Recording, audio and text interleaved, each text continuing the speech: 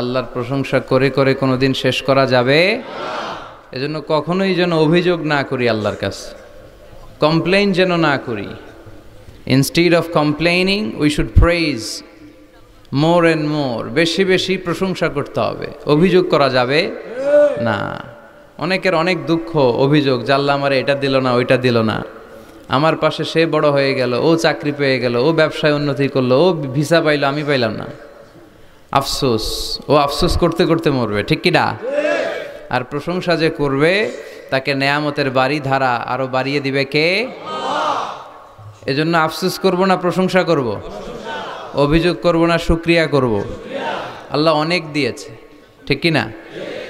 আপনারা শেখ সাদি রাহিমাহুল্লাহর নাম শুনে থাকবেন। বালাগাল উলা বিকামালিহি কাশাফাদ দুজা বিজামালিহি, এই কবিতা লিখে উনি বিখ্যাত হয়েছিলেন। উনি পার্সিয়ান পয়েট, ইরানি একজন কবি। তো ওনার একবার আর্থিক সমস্যা যাচ্ছিল, দৈন্যতা যাচ্ছিল, টাকা পয়সা ছিল না, ফলে ওনার পায়ে দেওয়ার মতো জুতা ছিল না। তো খুব আফসোস করতেছে, হায়রে আমি এত বড় কবি, আমার পায়ে দেওয়ার মতো জুতা নাই। আফসোস করে ঘর থেকে বের হলেন, দেখলেন এক ভিক্ষুক ভিক্ষা করছে, ওর পাই নাই। কি নাই? আর কবি সাহেবের কি নাই?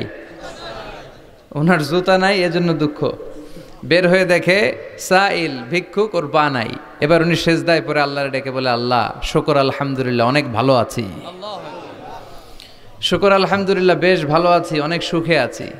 এজন্য সুখ হচ্ছে আলহামদুলিল্লাহর ভিতরে। সুখ আছে কিসের ভিতরে? যে কোনো পরিস্থিতিতে আমরা থাকি না কেন, বিপদে আপদে, সকালে বিকালে, শীতকালে গ্রীষ্মকালে, আমরা কি পড়ব?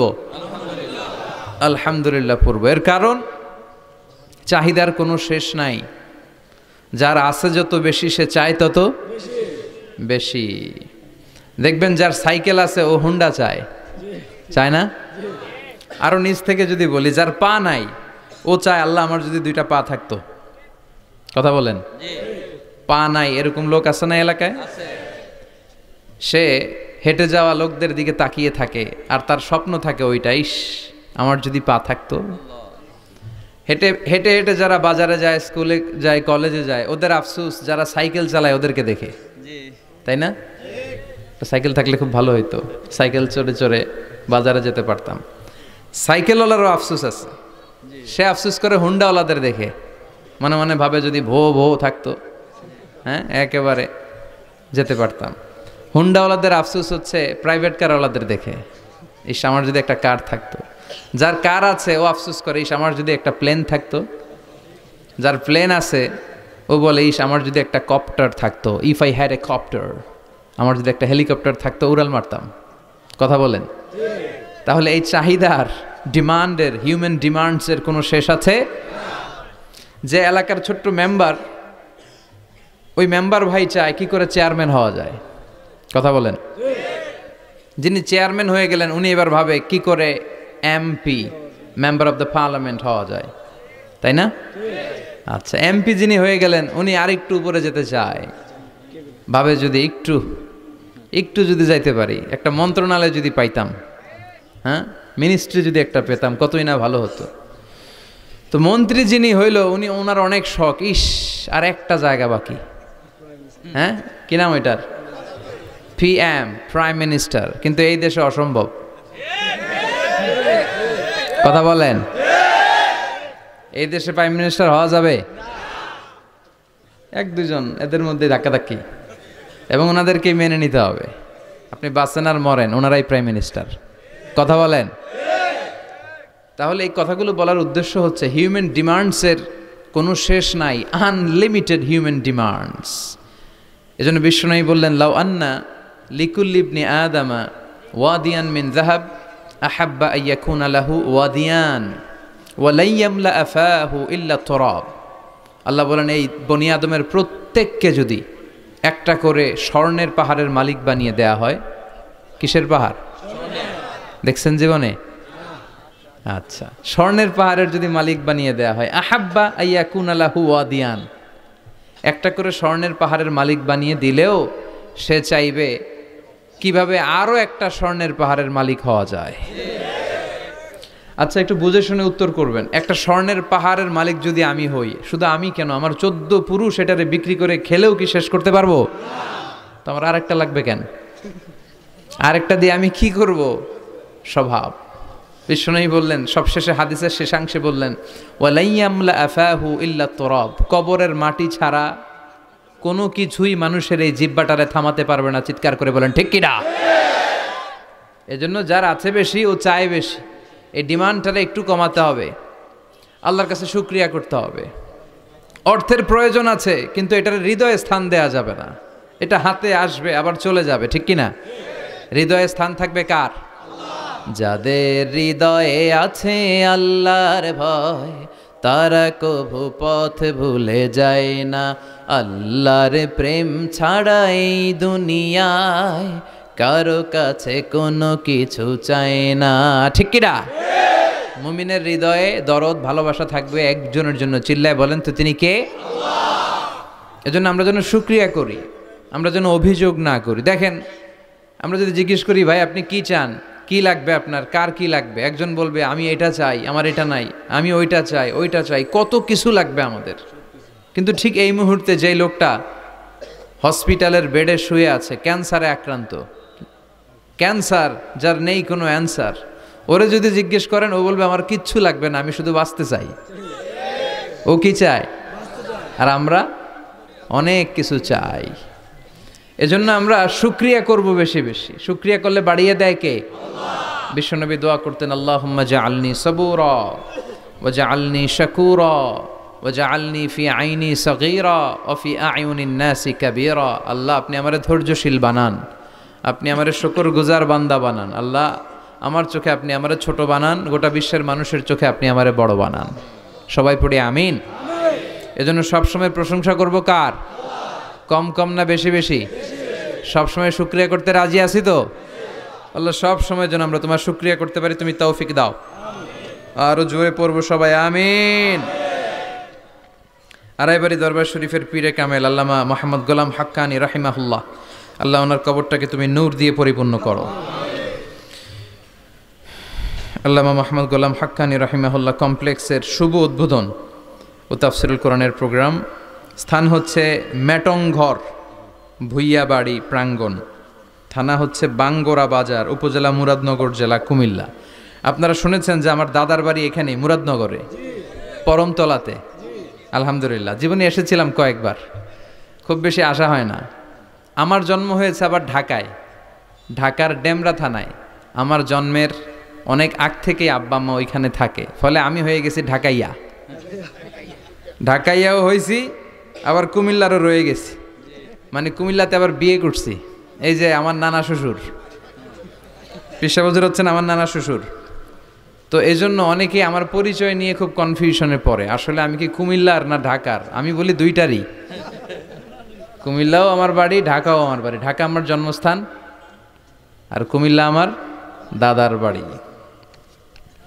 আজকের এই প্রোগ্রামের সভাপতি হচ্ছেন আল্লামা মোহাম্মদ গোলাম সারোয়ার সাঈদী, পীর সাহেব আড়াইবাড়ি দরবার শরীফ ও অধ্যক্ষ আড়াইবাড়ি ইসলামিয়া সাঈদিয়া কামিল মাদ্রাসা। আমার মাথার তাজ, মুহতারামি ওয়া মুকাররমি, আমার প্রিয় নানা ভাই চমৎকার কথা বলছিলেন, খুব গুছিয়ে কথা বলেন, অল্প কথা বলেন, বেশি বলেন না, কিন্তু যেখানে বলা দরকার ওইটাই বলেন, যা বলা দরকার তাই বলেন, ঠিক কিনা?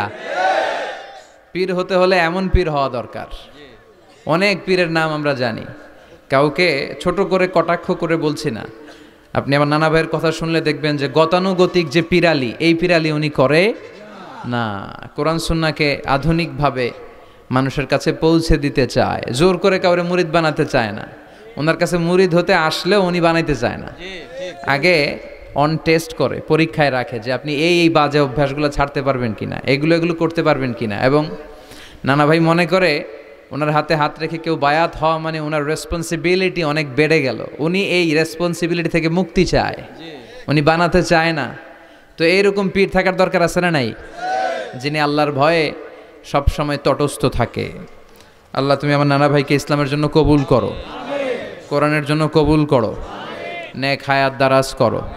কোরআন সুন্নাহর কথাগুলো তিনি যেমনভাবে প্রকাশ করে যাচ্ছেন, আমরণ যেন আপসহীনভাবে কোরআন সুন্নাহর কথা প্রকাশ করতে পারে। আল্লাহ তুমি তৌফিক দাও। আল্লাহর কাছে কামনা করছি যে অল্প কিছু সময় আমরা কথা শুনবো, সরাসরি কোরআন থেকে শুনবো, পড়ি ইনশাআল্লাহ। কোরআন থেকে কথা শোনার সবচেয়ে বড় একটা ফজিলত হচ্ছে এই কথার মধ্যে কোনো গোজামিল নাই, কোনো ভুল নাই, কোনো সন্দেহ নাই। চিল্লায় বলেন ঠিক কিনা? এবং কেউ কি এই কোরআনের ব্যাপারে কোনো সন্দেহ, কোনো ভুল, কোনো ইনকনসিস্টেন্সি প্রমাণ দিতে পেরেছে? পারে নাই, পারবেও না।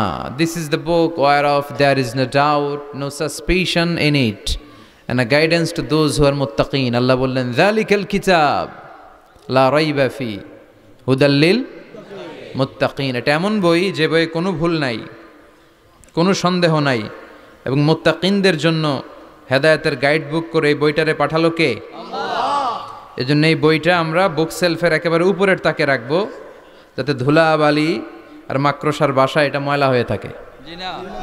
হ্যাঁ, কোথায় রাখবেন? একেবারে হাতের কাছে রাখবো, হাতের কাছে রাখবো। পৃথিবীর সবচাইতে নন্দিত এই কিতাবটা আজকে সবচাইতে বেশি নিগৃহীত, উপেক্ষিত। বুক সেলফে রাখে, তাও একেবারে উপরের তাকে, কারণ বছরে 1-2 বার কামে লাগে। কেউ মরলে, কথা বলেন, মারা গেছে, এখন সামনে বসে বসে কোরআন তেলাওয়াত করতে হবে। কোরআন এসেছে জীবিত মানুষদের জন্য। কোরআন নিজেও জীবিত কিতাব, আলোকিত করেও জীবিতদেরকে। চিল্লায় বলেন ঠিক কিনা?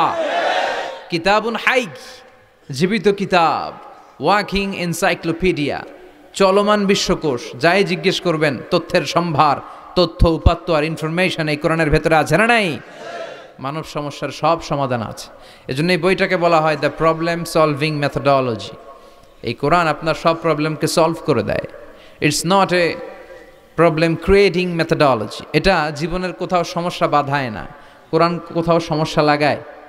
কথা বলেন, জট লাগায় নাকি জট খুলে দেয়? আলহামদুলিল্লাহ পড়েন। এজন্য কোরআনের সাথে যেন আমরা সম্পর্ক বাড়াই। We should increase the attachment with the holy book Quran. যতই সম্পর্ক বাড়াবেন আপনার মর্যাদা বাড়াবে কে? আল্লাহ। সম্মানিত ভাইরা, খেয়াল করে বুঝবেন, সাইয়েদনা জিবরিল আলাইহিস সালাম এই কোরআন নিয়ে পৃথিবীতে এসেছিল, তাই তিনি হয়েছেন শ্রেষ্ঠতম ফেরেশতা। রমাদান আল মুবারকে আল্লাহ তাআলা এই কোরআনকে নাজিল করেছে, তাই রমাদান হয়েছে শ্রেষ্ঠতম মাস। বিশ্বনবীর উপর আল্লাহ তাআলা এই কোরআন নাজিল করেছেন, তাই তিনি হয়েছেন বিশ্বনবী। আমরাও যদি এই কোরআনের সাথে সম্পর্ক লাগাই, আমাদের মর্যাদাও এরকম আকাশচুম্বী করে দিবে কে? আল্লাহ। এজন্য কোরআনের সাথে অ্যাটাচমেন্ট বাড়ানোর দরকার আছে না নাই? প্রতিদিন যেন আমরা কোরআন তেলাওয়াত করি, প্রতিদিন যেন কোরআনের বঙ্গানুবাদ পড়ি। যা বলার সব বলা হয়েছে, নতুন করে আল্লাহ কিছু বলবে না। এজন্য কোরআন থেকে নূর নিয়ে যেন আমরা নিজেদেরকে আলোকিত করি। কোরআনের একটা নাম হচ্ছে নূর, একটা নাম কি? লিতুখরিজান নাস মিনাজ যুলুমাতি ইলান নূর। এই কোরআনকে আমি পাঠিয়েছি অন্ধকারাচ্ছন্ন মানুষগুলোকে আলোর পথে নিয়ে যাবার জন্য। কোরআন মানুষকে আলোকিত করে, কোরআন মানুষকে জাহালাত বা অন্ধকার শিক্ষা দেয় না। এজন্য আসুন কোরআনের সাথে সম্পর্ক বাড়াই এবং নিজেদেরকে আলোকিত করি। আর এই কোরআনের যেখান দিয়েই আমরা কথা শুনি না কেন, আছে নাই? লা তুহসা আজাইবুহু ওয়ালা তাবলা গরাইবুহু ফিহি মাসাবিহুল হুদা ওয়া মানারুল হিকমা।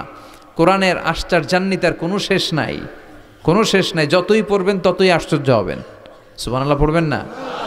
ওয়ালা তাবলা গরাইবুহু, এটা কখনো পুরাতন হবে না, জীর্ণ শীর্ণ হবে না। সূরা ফাতিহা যারা আমরা পড়েছি লক্ষ লক্ষ বার, যাদের বয়স 50 কিংবা 60, কত লক্ষবার সূরা ফাতিহা পড়েছি, কোনো হিসাব আছে? তারপরেও কোনোদিন কি মনে হয়েছে যে সূরা ফাতিহাটা পুরান পুরান লাগে?